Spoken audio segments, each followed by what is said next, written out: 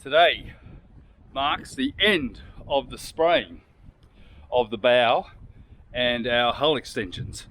I have sprayed them 3 times now, faired them down, sprayed them, faired them, sprayed them, faired them. But what it's meant is I've got it almost right. So I'm pretty happy with that. Janet's down here mixing Flowgate. You're about to do something else, aren't you? Yeah. But I set her a task. I said, let's get it done because I've been cleaning and masking all morning and I'm just want it done so that I can clean my windows and take the paper off the window. And that's part of Janet's massive spreadsheet. So this is a number 1, guys. We're ticking off a number 1, eh? A priority item. So we're going to get into it and what? What are the messy items? All the ones are the messy ones, so then we can clean up and do. Yeah, I'm in agreement of that. Right, let's have a look. So the bows are looking really nice and looking so good. So I'm going to spray down here. I'm actually going to go across the front, give the nacelles a bit of a touch up. The bow roller section there, down the side here after its final fair. And then once again, I've only got a tiny little bit to do. Here, and basically the water line is way above this blue line, so I put the blue line there so I don't get overzealous and keep spraying. I certainly do not need to spray down here. That's all vinyl ester, and so one of the big items coming up is the epoxy barrier coat, and that has to be along the base of that chine. So all the way along here is about water level here, and the rest of that is going to be below the water and black. I like the idea of black anti-foul. So yep, let's get into it. It's a monster job to get all this done, but I'm happy to get it over and done with. So we'll go with 2 mils for each of these cups, and that should set off pretty quickly. Alright, you're in the dark here, darling. It's daylight savings today, so we get an extra hour. Actually, we lose an hour tonight.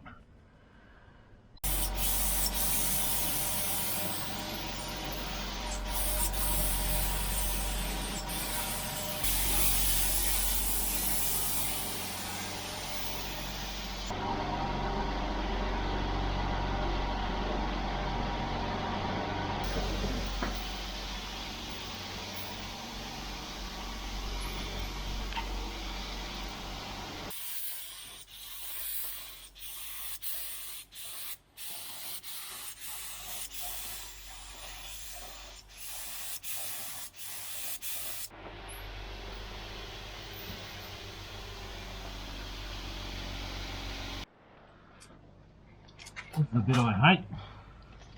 The cleanup. Hate it all. I know. Righto, and the hull extension just down here where we extended the boat out. I've had a bit of a fairing line that I've been trying to remove, and I think I've pretty much got it. I only have to go down to the chine because water line's sort of just below the chine. So I'll get that one sprayed up now, and that will do, and then we just need to do the other side, and then we're done.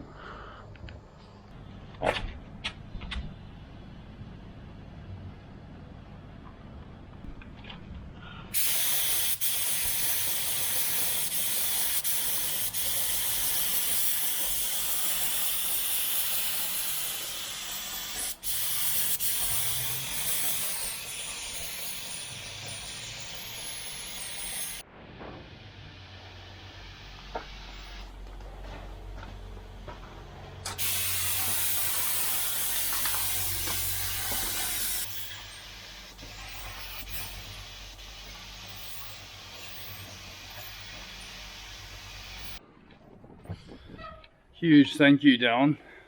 It was a big effort. Yeah, I know. I'm going home to brush my hair. Go home and brush your hair. I'm going home to have a beer. Sharing a beer.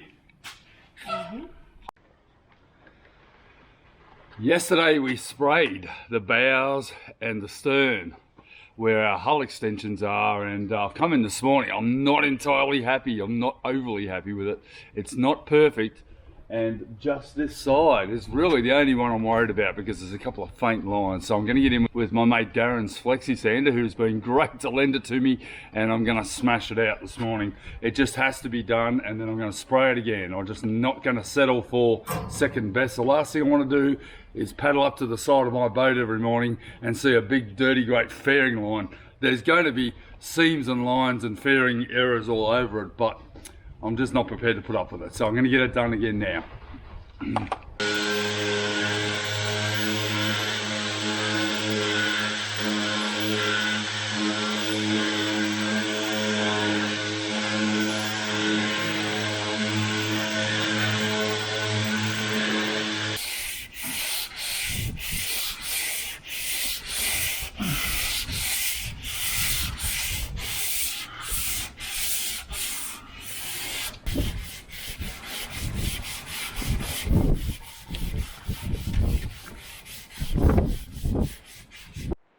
I've given it a couple more hours of fairing on this hull extension, and I think I'm just going to have to live with it. Basically there's a really super faint line, and I think it might disappear with a bit of polishing. It's as good as I can get it. Honestly, if I keep spraying it, I'm just going to spray it till bloody forever, and I just don't want to keep going at it. One more spray would probably do it, to be honest. I think, you know, but it does actually look pretty good. I'm not that overly worried about it. I mean, I've seen a lot of production boats come out with fairing discrepancies like this, and, you know, to be honest, there's a lot of discrepancies along the hull anyway. So maybe I'll just live with it and move on to something more important.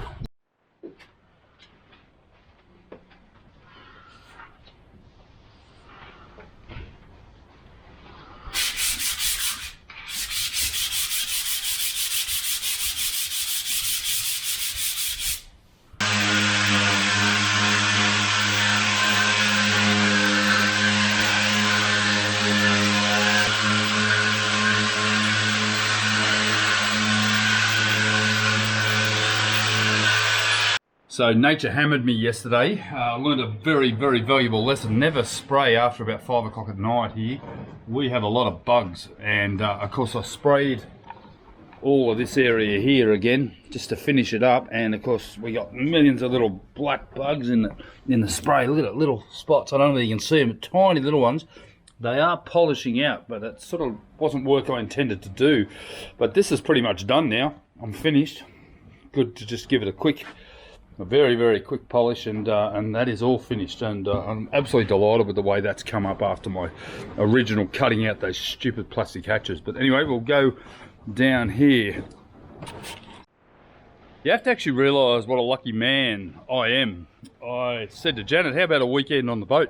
And she said, oh, that'd be great. And so we're here. It's a long weekend. Everyone else is gone. We've been spraying yesterday. I've just spent the last, 5 hours torture boarding, fairing, and completing all the hull extensions. That looks great, that side, and the bows look amazing. I am not happy with this part here. Wind's howling, not a very good day for spraying. I've basically faired and sprayed this about 3 times or 4 times now, and I'm just not overly impressed with how this has come up. There's still a couple of little lines in it, and you know, I don't think I'm going to get them all out, but as I was fairing it, or as I was sanding it down, I ended up bearing it here. So I'm going to give it a quick spray now, get it all, you know, final spray, and then I can polish it. I've actually finished down the front, and they came up really well, and you can see some dull spots along the side there. That's where I had some gel coat problems when I was spraying the original hull. There was a big burst of catalyst onto the mould, and that didn't set very well, so there was a couple of chips in the gel coat there that I fixed all the way on the side there. And so I fixed all the chips and dings in the boat from all the years of building, and now I'm onto the final spray up here. The last cup full of flow coat is going to go on here. The water line is actually here, and there'll be anti-foul to about here, so I do need to deal with this bit here. I don't want to have that yucky little bear through there. I want to have nice white flow coat. It just blows my mind how big this mother is, and it's only 42 footer. Imagine what these big 20 metre ones are like. Holy God. I just can't imagine. You couldn't have one here anyway, because in the creek we have a limit of 13 metres in our creek here, and that's pretty much what everyone sticks to. And yeah, what an absolute weapon of a thing this is now, after so many years of building, and pretty much the whole back is just totally customised to my eye. And for whether it's a good thing or not, the customizations, well, I just had to do it. I like to stamp my own things on it and make and sort of take it out of that cookie cutter type kit boat that you'd buy. I like to customize stuff, and I see a lot of the guys that are building boats now are actually doing exactly the same thing. They're starting to customize it as they think is right, and the more you do, the more you want to do. So for me, this last spray up is so important. It just means I can start to really clean up, give the whole outside of the boat a polish, and get it ready for launch. Going to be such a quick spray up, I'm not even going to suit up, I'm just going to get it done.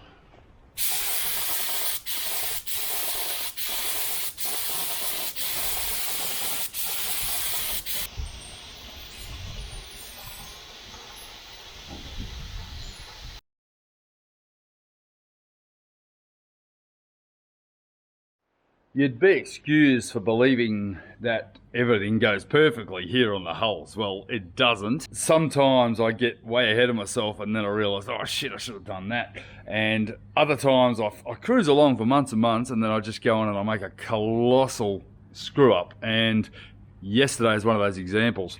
I started on our navigation station, and it's basically like a desktop, and what I want to do is be able to open a lid and put away pens and you know, iPads and things, and you know, potentially phones, and just lock them away or put them away in the nav station table like a small desk. So I started on it here and put it all together, but I neglected to cut the bloody bench top out of it. I sort of needed to get the side of it all together. So it's beautiful Tassie oak, and took a little bit of time to get it together, and I've put the Tassie oak edges on it. It's going to all be rounded off to neaten it all up. But what I've now got to do is, because I've glued this part here to the bottom, and luckily I haven't finished the bottom of it, what I've got to do, I've got to drop cut or plunge cut in here to join it here, and then I'm going to have to get my oscillating tool in here and separate this, which is, luckily it's sort of not quite finished and I haven't sanded it all up. So I want to leave this part here,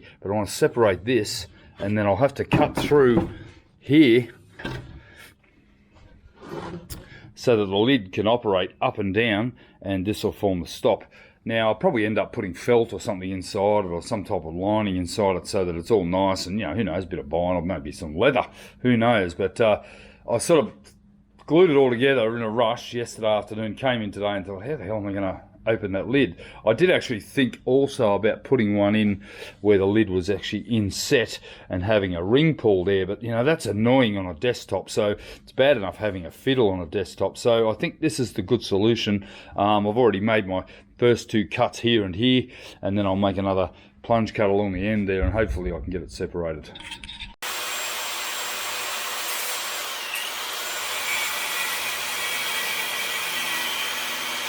Oh, and did I mention 45 days to launch? And I had the truckie here the other day, so I'm starting to get a little bit concerned. But anyway, we'll just keep slaving away. I've been showing up early, going home late, and Janet's been up here almost every day as well, and that's been a huge ask. And you know, we're just both committed to getting the thing finished, and got to go back to work in the factory there. I'm going to build a foam core tender to hang off the davits.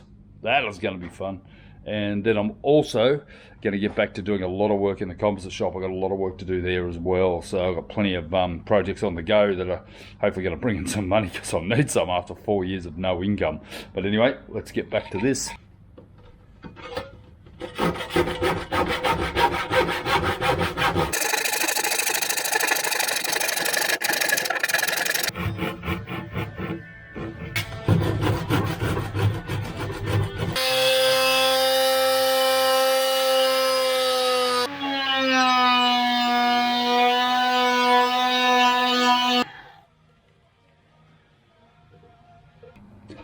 I think I got it. Oh. Yes. Oh, I did it without damaging it. Fantastic. That's gold.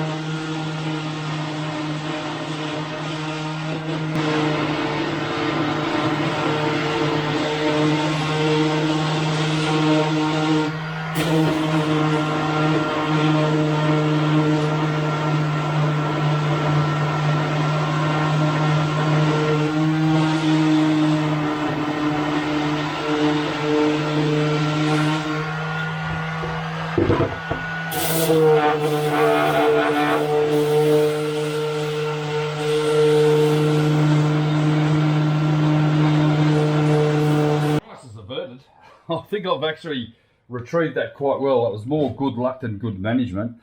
But the only problem is now I can't position it there because I've had that camera tripod holding it up. But we'll see how we go. This fits in here.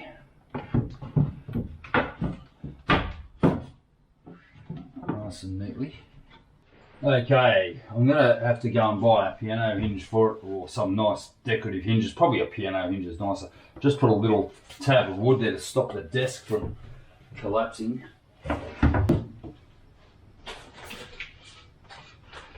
That. Oh, I mean, I know it's not much, but so what I have to do now is put a base on it and it's done. Beautiful. As we get to this stage of the build, you'd think the place would start to tidy up.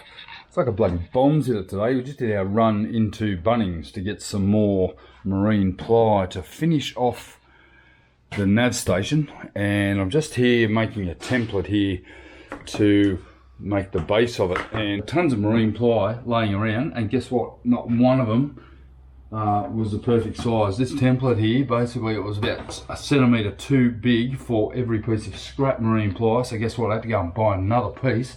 It's like 50 bucks every time I go in there just for a piece of ply. It was more like 800 bucks because we just bought all the roof lining plywood. That's basically going to be sealed with wax polyester, and then we will be putting our padded liner onto it. So there's a lot of work to come with the liners, but they're all templated. At least all I've got to do is cut them out, and then Janet can make the liners themselves. We're on the nav station over here, and I'm just templating this because it's a little bit of a weird corner. The module underneath, firstly I've got to consider I've got a 240 volt power point here. I should have put this about 2 inches lower. Didn't even think about the bloody desk that I need to put in, but I might just get away with it. It's only a very shallow desk we're putting in here. We've got this weird little rebate on here that essentially it's going to sit on. So this part sits on nice and neatly. And the joinery is all pretty good actually. I've got it to the point where it's looking snug. And then I've made this part here out of cardboard here, made a template to go underneath, and that will give me my desk innards. It's not very deep, it's only about probably, I don't know, 80 mil thick or 80 millimeters deep, so it's only really big enough for a book or two, and you know, some pens and phones and stuff like that. But at least I've got this cut. So what I'll do is I'll go down and cut a piece of marine ply out of that, and then I'm going to glue it onto this, and then I'm going to route trim the edge of it so that you can actually see the edge of the plywood as a bit of a feature on the bottom of the actual desk itself. Alright, that's cut and ready to go in, and I should be able to get this put together this afternoon. I've got a bit of other gluing to do down in the portside cabin, so I will use the excess to finish this off. But for now, this guy in, and yeah, it's a little bit too big, but you can see here it's basically finishing. I've got the camera tripod holding it up, bit of a rounded edge on that. I've still got to trim a little bit off here. Probably should go and do that now, and then I won't have a lot of finishing to do, but yeah, that's looking good. That'll be a nice little addition to the boat. It's only a little thing, but certainly a nice feature to have in a boat like this.